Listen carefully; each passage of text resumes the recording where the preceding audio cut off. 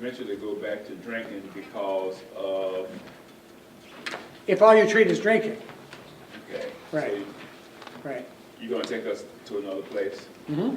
Okay. I'm gonna try it. That's the hope. Yeah, if abstinence fixed what's wrong, if abstinence fixed this, jails and prisons would be kicking out winners every day.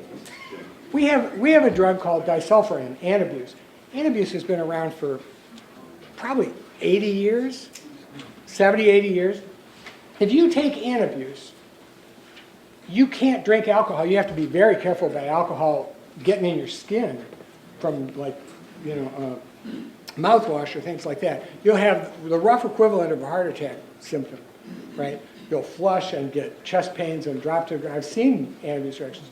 Doesn't work. Only treats drinking. And if all you treat is the drinking side, you're doomed to fail. Right? All right. So these are other symptoms, and you can look at these at your leisure. Like I say, most of these are intuitive. All right. So are the definitions.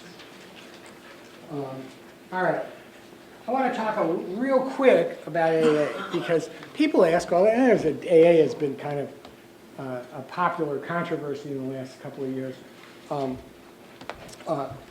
I like this analogy. I think I believe in 12-step recovery. I've seen its benefit over the last 4 decades.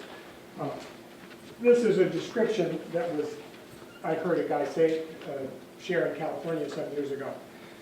He described alcohol. He described normal perception of reality like a scale that's in perfect balance. And in this state, you can see the world around you clearly. Okay? Pretty decent analogy. This is the alcoholic perception of reality. You have to draw your own conclusions as to what the steaming heat is. But the impact of all that stuff has been to distort this person's capacity to accurately perceive the world around them, right?